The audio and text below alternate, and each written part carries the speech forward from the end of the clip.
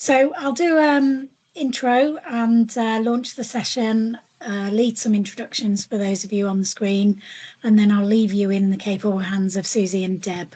So my name's Christine Price, Chief Executive of Community Power, who have been leading for a while now on some work across Herefordshire and Worcestershire to lead the national REN programme, which is Research Engagement Networks, which is really a programme pitched at ensuring that communities understand what research is and know how to participate, and we're increasing their participation in health research funded by the NIHR. And this community of practice or research support network has arisen through that work. So many of you will have spoken to Deb or Susie, or in previous iterations of the work through Community First and with Amanda, or even through the Alliance at Worcestershire Alliance with Branwyn, and undertaken the REACH training. So all of those things have got us to where we are today. And this is a network to support you and support the work of REN in terms of that vision and mission of increasing research participation.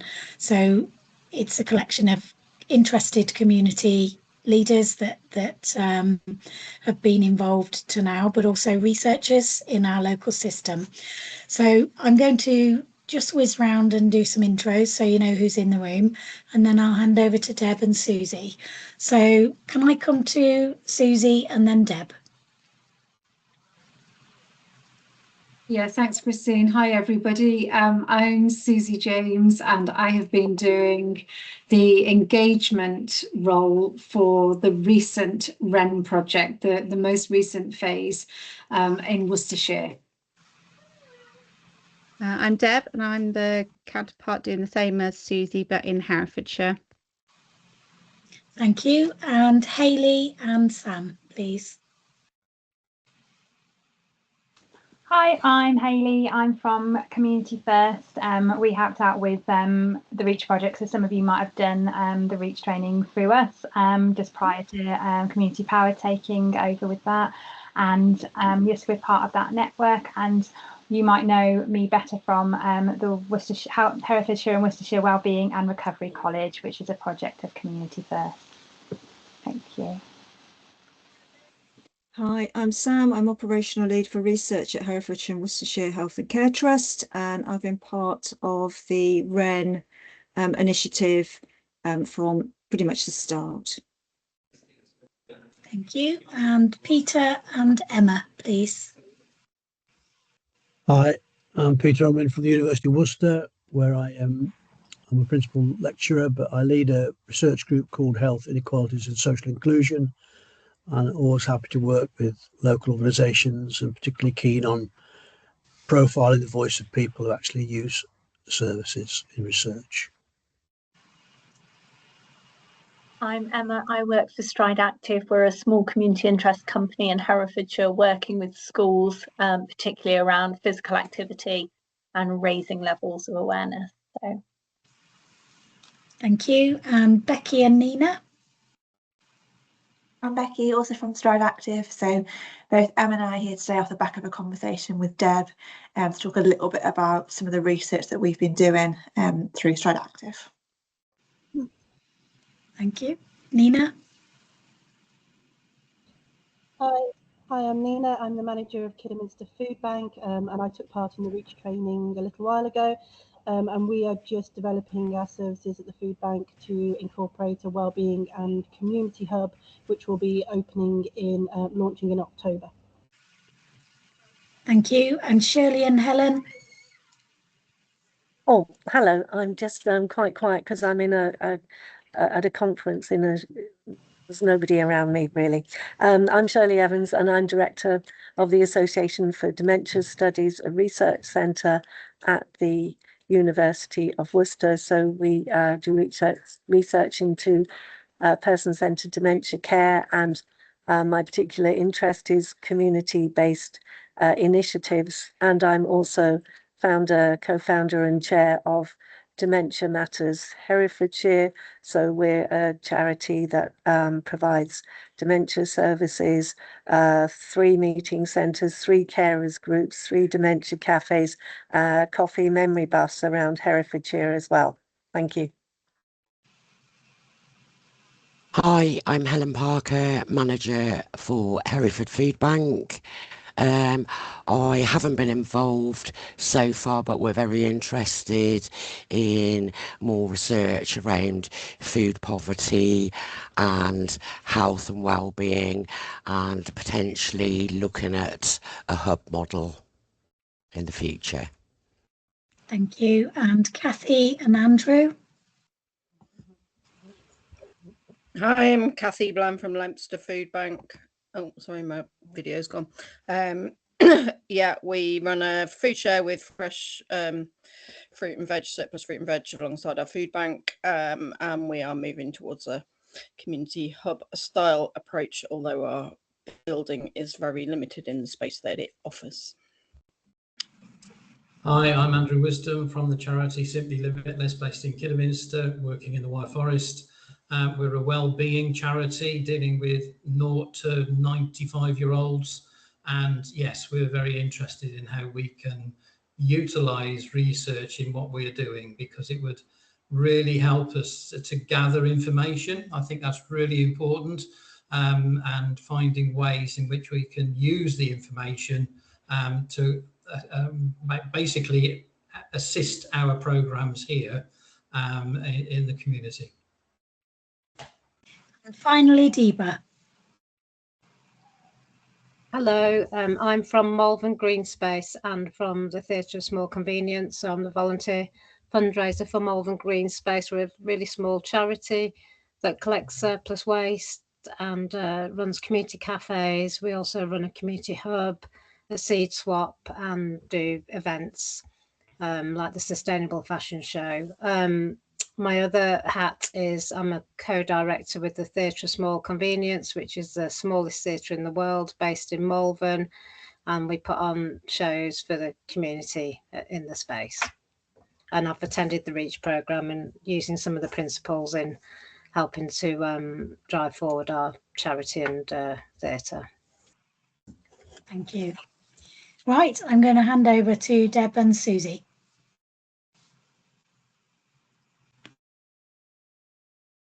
I think you're on mute. Thank you. Okay, yes, great to see you all. Just to start with, I'd just like to do a brief recap for those who may not have been at the previous meeting, and also a reminder for those who were. So some of the key themes from our first meeting, so bear in mind this is only our second meeting, we're all still here at the very beginning. From our first meeting, it really was an opportunity for us to explore the appetite to establish a peer support network around research. And thankfully, yes, there clearly was an appetite for us to do this. And some of the key themes that were identified were the opportunities to share knowledge, resources, and good practice. There was a very keen desire to develop links with academics from the university so that we could build those connections and have the benefit of the expertise in our meetings with actual researchers and academics. So I'm very pleased to have Peter and Shirley here today. We do also have 2 more academics from the university who are really keen to join us, but just unable to be here this particular meeting. There was a desire for us to look at gaining feedback from REACH training. So far, we've had some very positive feedback, and also we have gleaned that there might well be a place for almost a beginner version of the REACH training to be established for people who really are starting off from ground zero, if you like, and want to learn the absolute basics of how to get started with developing a health study or writing a survey, for example. Deb and I are looking at that, so that is certainly something that we are working on, and working on how we can best share that and best promote that.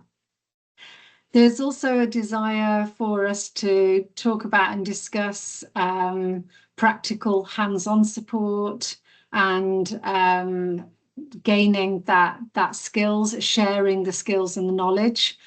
Looking at barriers to establishing any studies within organisations, and that would include capacity, limited capacity. Funding is inevitably a barrier, and also confidence is a barrier too for some people, and navigating the research landscape. So hopefully these meetings will really go a long way to addressing some of those barriers. There was great interest in developing relationships with the universities and exploring collaborative opportunities to work with NHS researchers and university researchers, particularly around the development of community-led and community-based research studies. So that's something that has clearly come out from our engagement across both counties with the REN work, is the need for researchers to work with the people they want to hear from, with the people that they want to engage with, and develop those studies in a meaningful way together.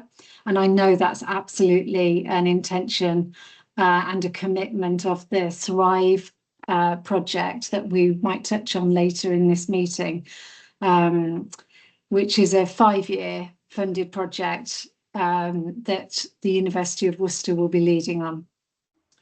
And also a desire to look at priority research areas, including mental health and rural health inequalities, family well-being, and improving engagement with seldom heard communities. So today, our objectives are to develop regular network meetings, and we can explore later in the meeting the frequency of those. And to seek to really improve and build on our communication. And hopefully that will be a two-way communication about research and funding opportunities, and to share resources and identify clearer pathways into research opportunities. So that's really where we would like to focus today. To start us off, Sam Topping from the NHS has kindly agreed to just share with everyone an overview of existing NIHR research studies that are open to people in Herefordshire and Worcestershire, and those are the studies that Deb and I have also been working on promoting in this current phase of REN, and also in previous phases. I know that they were very much talked about and discussed in the previous phase where the REACH training was happening. So thank you, Sam. Thanks, Susie. I do happen to have a slide that's part of another presentation in front of me. Shall I just share that, because it's got the studies on? Is that okay? Yeah, thank you. That would be brilliant. It is part of an induction. We do have the posters ready to add to the chat if you want us to, Sam. Yeah, that would be great. I'm just going to put this on presentation mode, hopefully. That's it, so you don't see all the silly notes down the side. Rightio, so I'm just going to move your faces over onto that screen. So the ones that that have been out and about, that have been shared, that Susie's been sharing. So the GLAD study, this has been going for a few years now. It is open to absolutely anybody over the age of 16. They have two arms. They've got one study that is looking at people who have ever experienced a period of anxiety or depression or OCD or mild mental health condition. And then they also have an arm that's looking at everybody else who has never fortunately experienced a period of anxiety or depression. You don't need to have been diagnosed. It could be that you've just felt that way. So this study is like I said, open to anybody over the age of 16. It's all done online, so you do have to have digital access. So it's a digital study, but there's also the request, should you wish to, provide a saliva sample. So if you've ever done like an ancestry DNA type thing, it's the same thing. It's just saliva in a little tube, and then that goes off, and then that looks at the genetic data to compare with the lived experience data of the participants. The next one is a study called PREDICT, which is all about premenstrual dysphoric disorder. Again, this is open to anybody who has experienced issues with periods. It's also open to ladies who are menopausal and postmenopausal. Participants have to be 18 or over, but again, it's an online questionnaire. You can do it in the privacy of your own home. That's just a questionnaire, though. You don't need any saliva samples. EDGI is an eating disorders study, and that comes from the same organisation that runs GLAD. No, it isn't. It comes from, I think it's NCMH. Anyway, EDGI is an eating disorder study. Again, this is open to participants over the age of 16. Don't need to have had a diagnosis of an eating disorder, just experienced a period of disordered eating. Again, you can do that online. And then the final one is a trauma study. Again, very much like the others, you sign up online. Again, you have to be over 18 for this one, but there's a QR code there as well.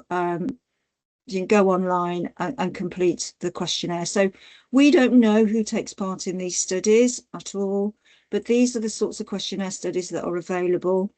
Unfortunately, you do have to have digital access, which is means that people who struggle with being able to get online or have the technology, they are unable to take part. However, if you've got friends, colleagues, people that you see, work with that are interested, then you can let me know, and one of my clinical research practitioners can come out, arrange a meeting wherever people want to meet, and we'll provide the technology. So we've got tablets that people can log in and take part in the study if they want to.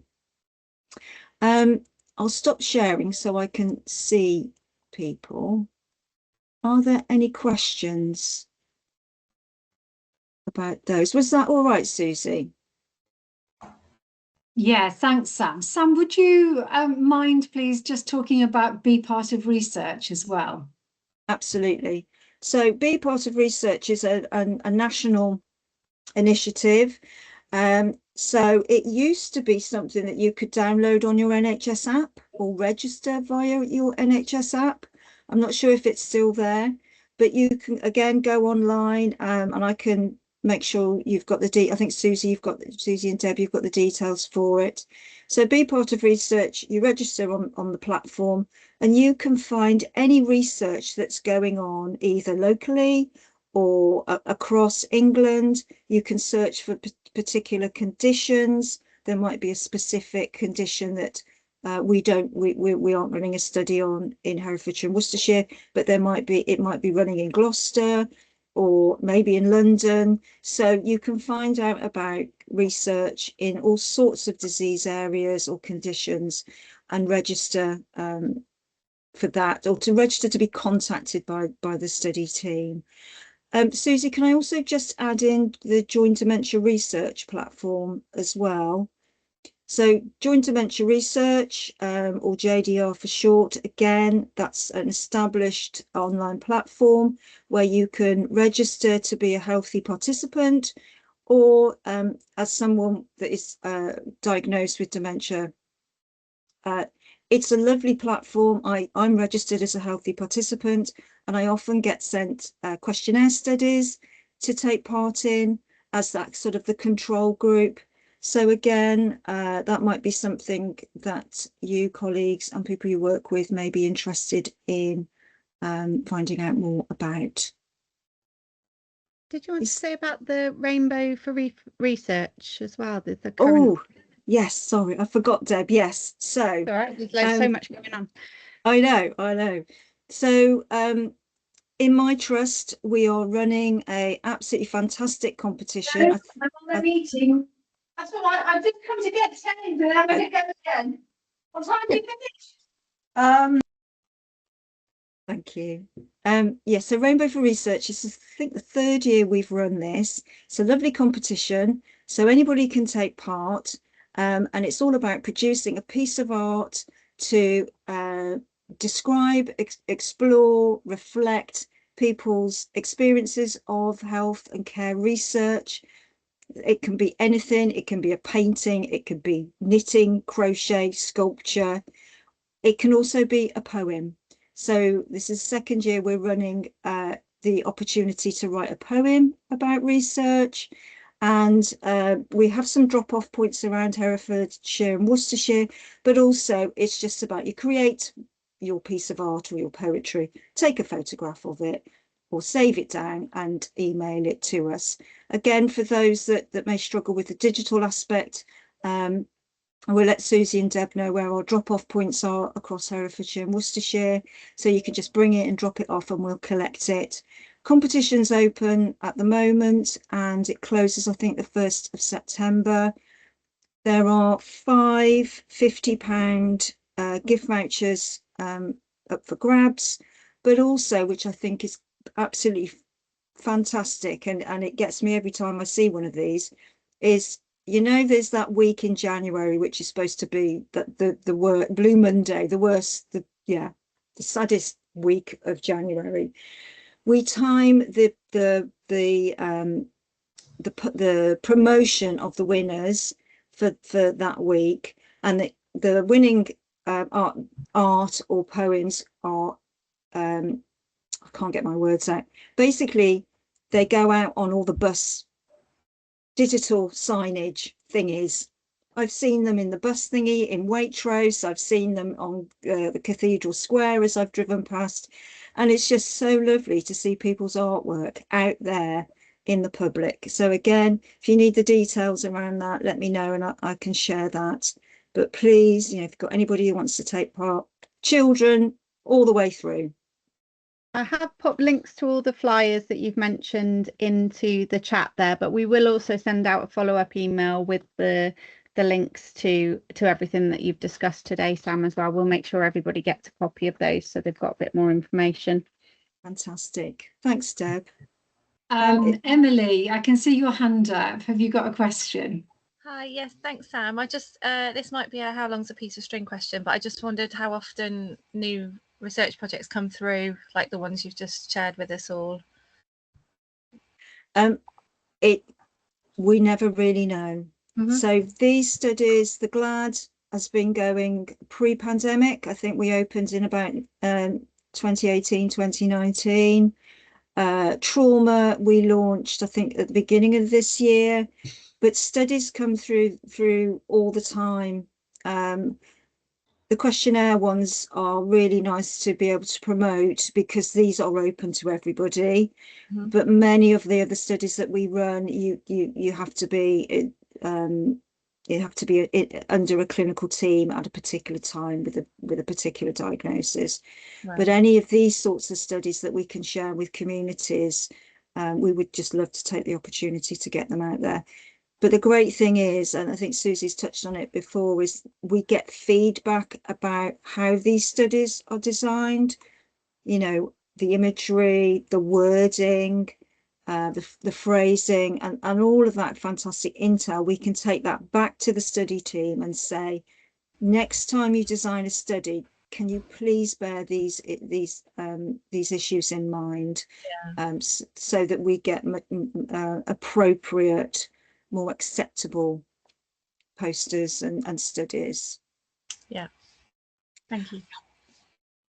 If there's Susie, I've just seen my next meeting pop up, so thank you, Sam. if there are any questions, please email me, or I can hop on a Teams call anytime to discuss any of that.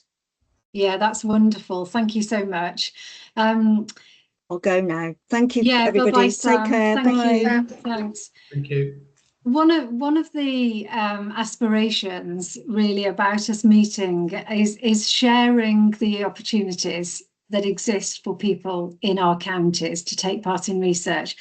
We're really keen to do whatever we can to promote the opportunities and to raise awareness of health studies amongst our communities of people. So can I just explore with everyone here today different ways that you think you might be able to share the information? Well, obviously, we'll send out the leaflets to you after the meeting. But yeah, can I just explore what avenues you might have, or how you think that you might have opportunities to promote the health studies with people in your communities? Anybody got any suggestions?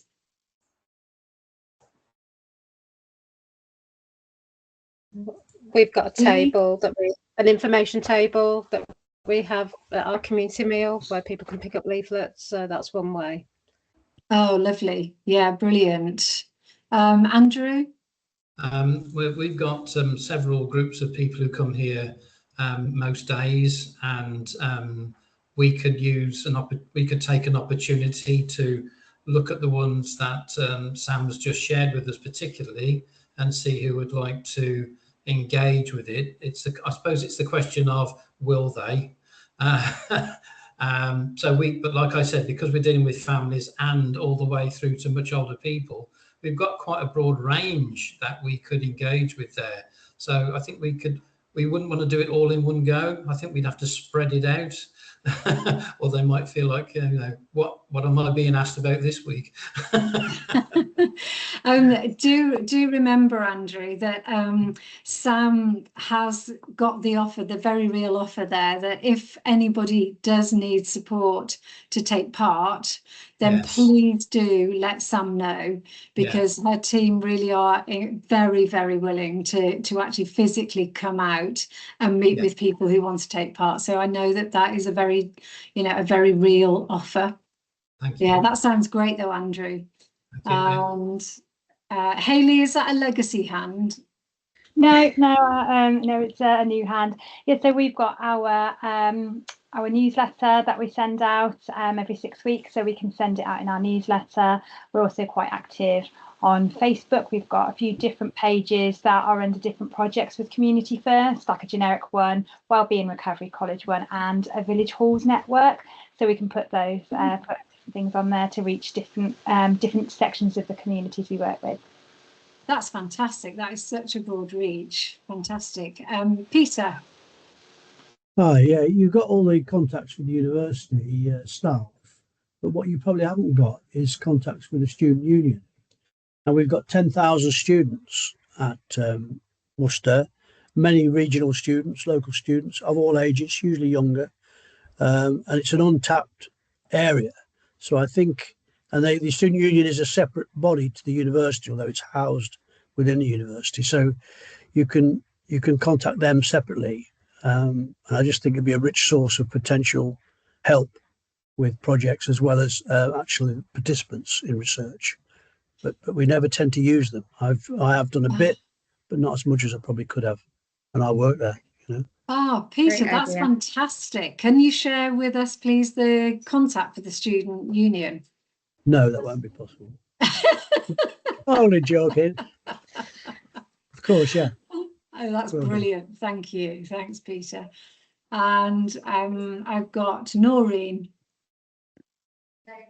Yeah, hi. So I've just had a look at some of these leaflets and I've downloaded them as well. The South Asian one specifically, there's a couple of groups that might be interested in that in Redditch. And also I'm part of a menopause group drop-in that I go to. So they might be very interested in the ladies' health one. So I'm guessing they can do this within the time that they're actually in the group, maybe do a group activity and do it all together. So, yes. Yeah, that sounds amazing. And Shirley? Yeah,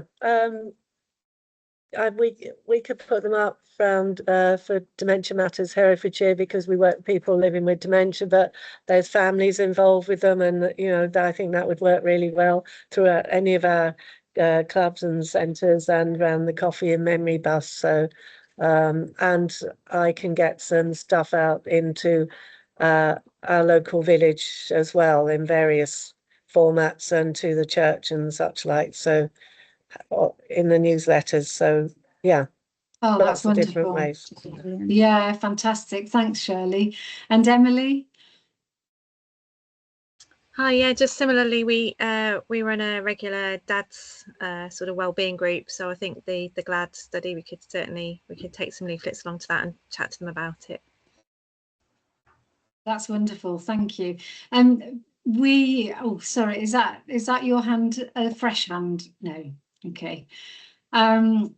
We are really conscious from the work that we've done and the engagement work we've undertaken across both counties. One of the key things, just one of the themes, there are many themes, but one of the real themes that did emerge from the feedback was how important it is to use what I would call inclusive language.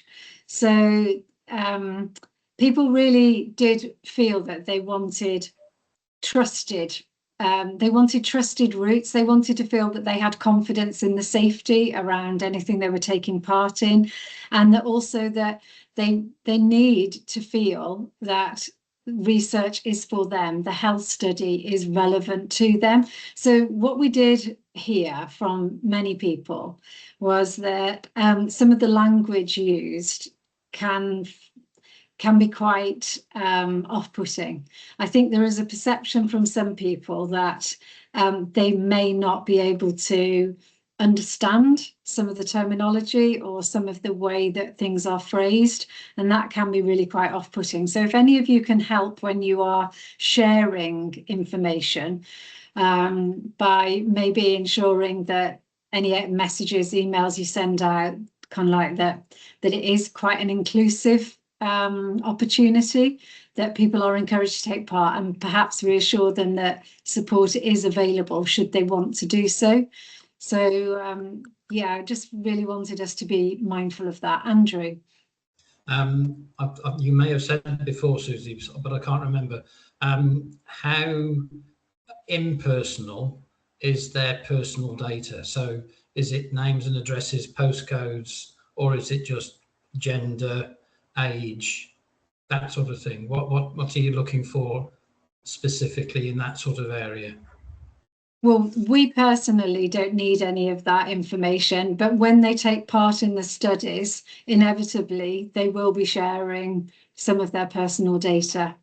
And if they opt for the saliva sample, for example, that's DNA. So yeah, but yeah, thankfully, we won't need anybody's personal data.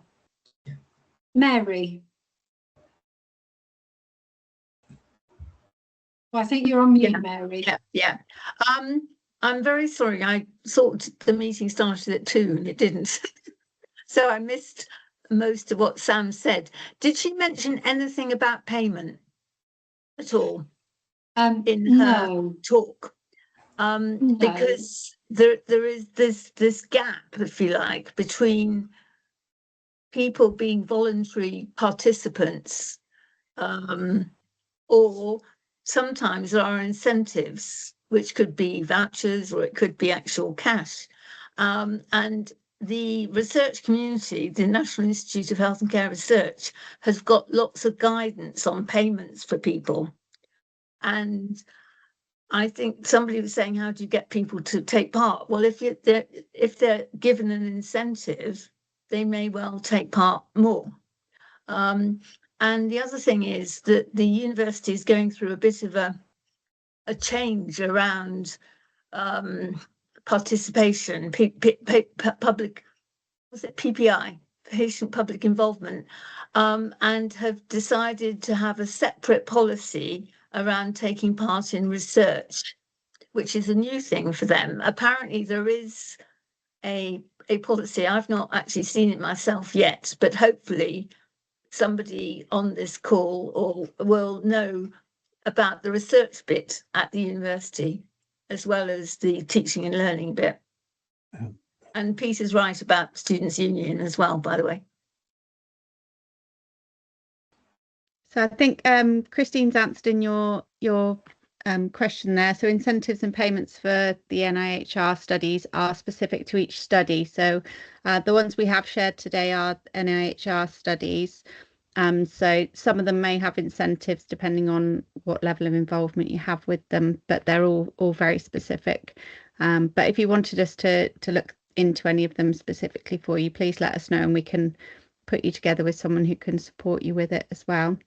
But I think we're going to move on to our next session now, which is we'd like to welcome the Stride Active to have a chat with us. They're very excited to share with us a bit of information about some work they've done with NIHR. So I'll pass over to you, Becky, if that's all right, and Emma.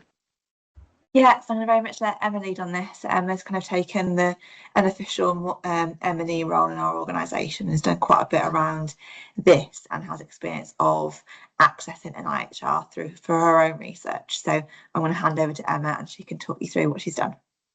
Brilliant. So yeah, just to give a little bit of a background, we're a very small CIC working in Herefordshire. We in particular work around raising levels of physical activity within children and young people, working mainly through schools.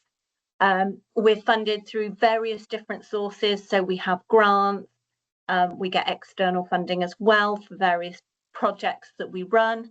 But monitoring and really kind of trying to demonstrate the impact is something that we have to do with so many of our projects, and it's getting more and more. And everybody wants it to be more and more robust as well. So we've been really looking at how we can do that, and kind of getting that evidence base also is really crucial when we're applying for more funding as well. So in terms of the NIHR grants, I applied for a grant for grassroots funding. So this was up to £5,000 to really increase my knowledge. So what the funding did is it allowed me to undertake training or activities to increase my research skills, really looking at my knowledge and confidence. And that included things like training courses. You could go on conferences, you could do some shadowing, you could do university modules as well.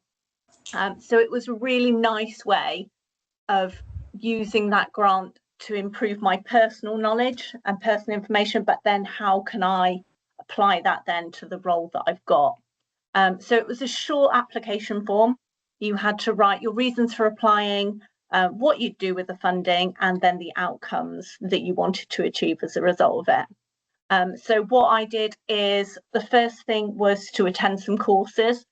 So I applied to go on some of the social research courses, association resources. So I did things around qualitative analysis, foundations in public health, conducting focus groups, and then I did a course on research with children and young people. So once I'd done those courses, I was also then able to work with a professional research company.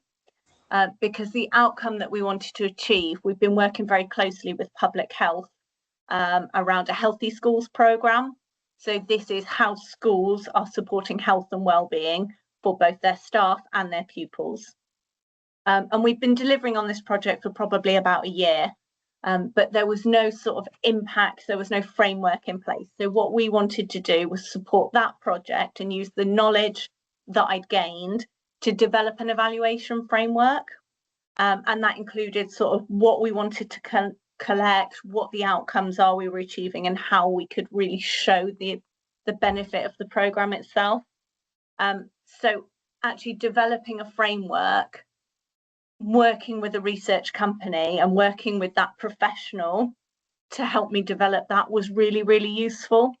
And the funding that we got gave me the time to be able to do the courses, but also to develop the framework. So at the end of it, we'd got something very tangible out of it, which supported the public health team, but then also supported our work in terms of how the support that we provided through schools has then made an impact on children and young people and their well-being. So obviously we had that framework as an outcome. The knowledge that I'd gained from the courses as well, I was able to apply to other projects that we've got in going on at the moment. So that was really nice. And I was able to kind of share that with the rest of the team as well. So although I take the unofficial lead on it, actually it was really nice to be able to share that with the rest of the team who are all working on their other different projects, and really kind of embed it into everything that we do, to show that we've got that meaningful impact. So I think if anyone is interested in kind of improving their skills and confidence, those grassroots funding streams are really, really good.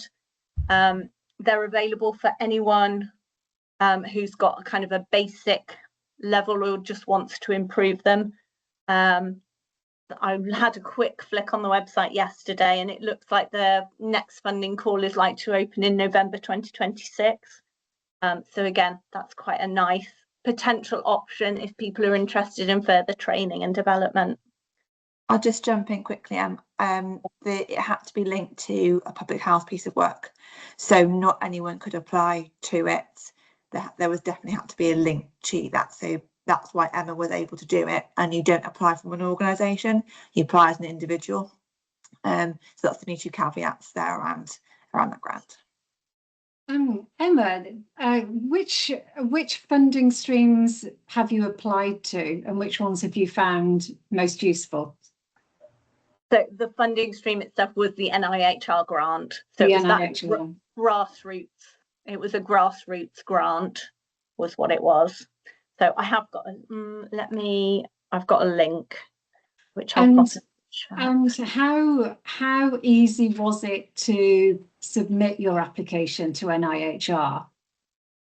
It was actually quite an easy process. They have a very basic sort of application form. You obviously have to get approval from managers and things like that, but Becca's always been very supportive, and the organisation that we work for is always very, very good with that. So actually you just had to, it was those three things. You had to write your reasons for applying, what you'll do with the funding, and the outcomes that you wanted to achieve. So it was, yeah, I think it was about maybe 300 words for each, if that. So yeah, it was quite an easy process. That's really encouraging. That's really encouraging. I'm sure lots of you on here know already, but another place for you to refer to, in Worcestershire Public Health offer community grants. Obviously, whatever you're looking at, wanting to explore, needs to have a connection with public health. But yes, we can pop in the chat the link to the community grants in Worcestershire from public health. Excellent, thank you so much. Has anybody got any questions that they'd like to ask? I have one. I've wondered if how have your research findings from that particular study that you did, or the funding that you've had, have they made a difference to your practice within the community engagement? I would say I've taken elements of it and incorporated into the wider things that we do. So the evaluation framework has been shared with the public health team. They're now looking at how they can use it, who's collecting the information and things like that. So for us, it was, we haven't physically done the research, but we've created the framework so that somebody else can go and actually collect that information. But I think with a lot of the courses, they were really useful. So, for example, the one about doing research with children and young people, that's a lot of the work we do anyway with other projects as well. So actually, we've been able to kind of take some of the information for example, collecting sort of pupil voice and things like that. Some of those courses gave me some really nice different ways of collecting that information, and we've been able to use that. So at one of our recent events, we wanted to collect some information about what children found most useful or found the best thing about a certain event that we'd run. And we wrote some ideas on building blocks, and then they categorized that and they prioritized which things they thought by building a tower, for example. So it was something a little bit more practical, but we still got some of the information that we wanted out of it. Brilliant. Brilliant. Thank you. Sound good. Emma, can I ask you one more question, please? Within your application, your funding application, were you able to build in the cost of doing the training courses that you did from within that application, that funding? Yeah, so that grant paid for both the time to do it and the cost of the course. Okay, excellent. Excellent, thank you. Anybody else got any questions for Emma? No, thank you so much. Really appreciate that. Great to hear about that. That's research. It's always good to hear from organisations who are taking part in research locally. So yeah, thank you so much. So moving on to the next part of the agenda. So sorry, Susie. Yes. Sorry, I was a bit late jumping in. I just wanted to ask Emma the name of her organisation because I might have missed it at the start. Sorry, we're Stride Active in Herefordshire. Stride Active, thank you. Yeah. Sorry. So, not at all. No, thank you, Emily. Moving on then, in terms of looking for academic insight, we're lucky enough to have Dr. Peter Unwin here with us today, and he's kindly agreed to share some of his tips about getting started with simple research. And to share some of his knowledge and expertise with us. So thanks, Peter. Over to you. Thanks, Susie. I've been about 25 years at University of Worcester, and I've done quite a few local projects. As a university, you'll know the very fact we're here at this meeting, we do want to be part of society's fabric rather than sort of the ivory tower on the hill sort of thing, or in the middle of Worcester, wherever we are. We are very interested in local socioeconomic economy, people's welfare. And actually, I've probably been to more meetings like this in the last 2 years than I've been to in 25 years. So I think it is encouraging that we're now getting known as individuals. And, myself, Shirley, other people, we stick around. We don't flit here and there. We are committed to improving people's lives in the region. So we do large scale research, like I think you mentioned the Thrive project, a couple of £1 million, and some of the work Shirley does, hundreds of thousands of pounds worth of work, which are very bureaucratic, very detailed, haven't got the simple application forms that Emma was lucky to have experienced. They are, research can be off-putting. It can be seen as impenetrable, elitist, only professors can do research, and we're not of that ilk. There is a role for highly flown language and development of esoteric theories and whatnot, but ground making a difference in people's lives is what drives particularly those of us at the university in health and social care, dementia studies, education studies. We're not just about writing clever papers and whatnot. We are very pragmatic people. And we also, universities are businesses now. That's the hard fact, really, how things have changed in recent years. And we do have to charge for our time. But folks I'll talk for Shirley as well. Yeah, we're very flexible. We're not counting the pennies to say, we did a little project with health with food bank, and we had 7 days charged out at X £100 a day, so that's it. We're not doing any more. We give pro bono if we believe in the cause, like the moral cause, and I imagine everything you do around this would be stuff that we would relate to as being ethically, morally a good thing to happen in the region.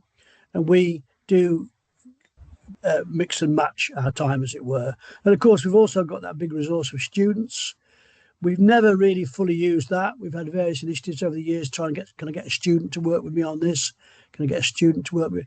And it's not as easy as it should be, mainly because of bureaucratic issues about, well, they're only in university on these months, and they're on placement on these days, and that it's not easy. But if the will's there and the attitude's there, you can make it work. And we have had students help local services do their own research. So the key message I'd want to put across is, if you've got some ideas, then do approach us. And I do know from my, having been around a while, that a lot of local bits of research are given out to bigger universities, perhaps more established research universities, rather than coming to the University of Worcester. And indeed, I've met people in voluntary organisations who didn't know that the University of Worcester did research. They thought we just taught nurses and teachers. So it's great to be at forums like this. Yeah. Now, what makes a good research question is the task that Susie initially set me to do. And the answer to that is probably one that's focused, it's researchable, i.e. it's feasible, it's doable. And it's a question that guides your sources you go to, it guides your arguments, your analysis and your findings. So good research question is at the core. And to me, it's encouraging to hear around the room there. I think it was the lady who left from Hereford Food Bank, or Leominster Food Bank, Helen, I think, who listed 3 or 4 things she wanted to know more about. Because one of the things we find with students in particular, when it's time to do a dissertation, I don't know what to write about. I can't think of a topic. But if we're working with people such as yourselves who already have issues you want to know more about, then you will be great to work with, because you've got the ideas. And if you work in co-production with us, to try and perhaps help shape those questions up in ways that are more likely to appeal to funders, because there is a bit of a dance about this as well. Various funders like things done certain ways, and you do have to kowtow to them a little bit in ways, but equally as long as you keep true to your mission, as it were, what you want to find out, the way you want to get things, you do get to learn what funders to go to for what issues. And there's 1 or 2 funders that I wouldn't work with again, because they've been too bureaucratic, they've been too interfering, whereas other funders have been trusting, you've had a good relationship, they've let you get on with the job, they let you change things as you go on if you find problems, they've been flexible with budgets, you can change this to that. They're not very flexible about giving you more money, but if you've got a pot of money and they want a question answered, then they're good at saying, well, okay, you haven't spent as much on travel, you could spend that on a video or dissemination or whatnot. So there's different types of funders, really, but that the start is clearly what makes a good research question. And if I can make this a little bit interactive, one of my interests is in foster care, and I've been a foster care and I've been a senior manager in foster care and what have you.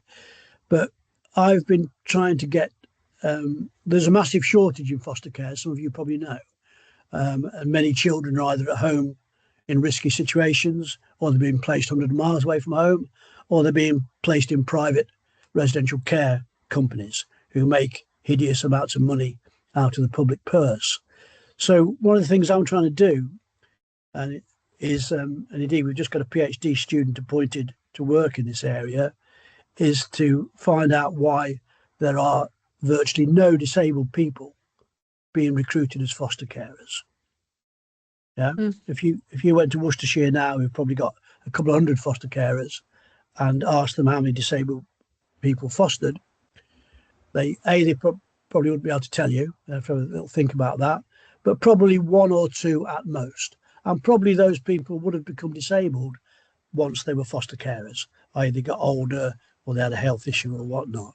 So if I have to, Mary Nettler wants to come back in. So, hi Mary. The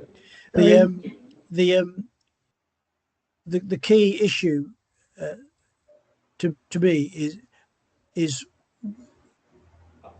well, the key issue to me is getting organisations to do something. Because the other point I'll make before I ask you the task is that universities, we get brownie points. Somebody mentioned brownie points before. We are businesses now. We do get brownie points for having impact in the community, for making a difference. So what?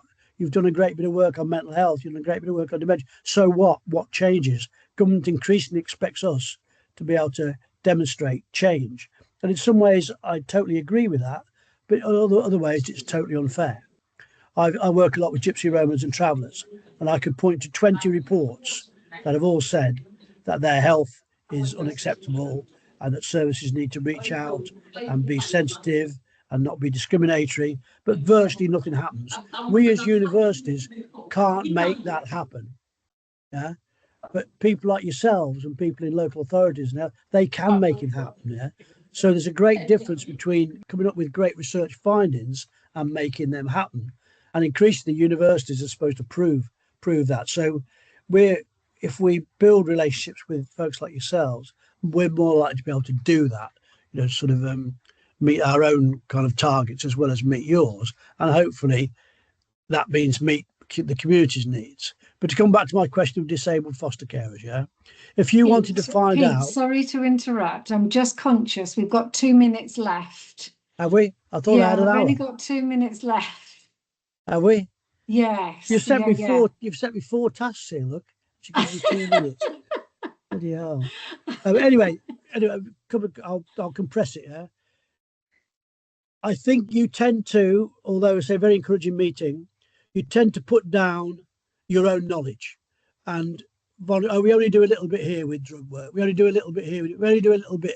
No, nobody would be interested. But actually, the work you do in all your separate will be of resonance regionally and probably nationally as well. So don't put yourselves down. Yeah, if you've got some of the issues you think you want to have a look at, we're looking at democratizing research, make it simple. We're very much into co-production, working with people, peer researchers, helping people themselves. We're doing work now with gypsies and kinship, but I'm not asking the questions. Gypsy people are asking the questions to gypsy people. We think we get much better and more valid results that way. And lastly, and this is where we can guide you on the more tricky ethical stuff and the GDPR and data processing, we would be sensitized if you came to us to about your capacity, your resources. Thank you, Peter. Thank That's you. Brilliant. Thank you you so much. Really appreciate that. I'll reduce my fee, Susie. It's all right. You can cut me short tomorrow. If anybody has any questions that they would like to put to Pete, I'm just conscious that unfortunately we're out of time today. Please pop us an email and we can pass them on to Peter. Or I can stay on if you want. If anybody's got a burning question, okay, just leave and I'll stay on. Okay, that's fine. Thank you ever so much, Pete. Before we do close, could I just ask, please, how often would you like these meetings to take place? So if you can just indicate whether you think they would be useful to you on a quarterly basis or on a bi-monthly basis. Yeah. Just drop in the chat if you have a preference, please.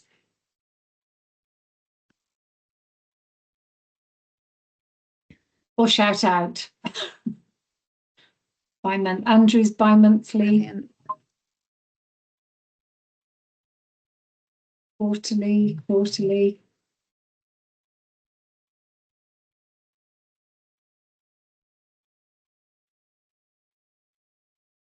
Okay. Brilliant. All right, thank you. Thank you so much. It seems as though the consensus might be for quarterly.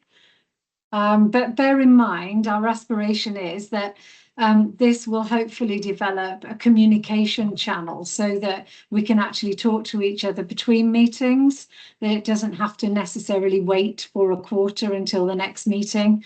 So yeah, thank you very much for that. If it's okay with you, Deb and I will look at calendars then and set up a meeting date for 3 months from now and then send that out to you. All right, but thank you so much. It's wonderful to see you, and it's excellent that we're all meeting together like this. Really appreciate it. If you've got topics that you would like us to specifically cover in future meetings or for the next meeting, please do let Deb and I know, and then we'll do our very best to see if one of our academics will kindly help out and focus on that. Thank you. Or if perhaps we can find somebody, if it's not an academic issue and something else, then please do let us know so that we can keep these agendas meaningful. All right, thank you, much appreciated, and we will send out to you. We'll send out a follow-up email with the recorded link as well as soon as we can get that downloaded. But thank you everyone for attending.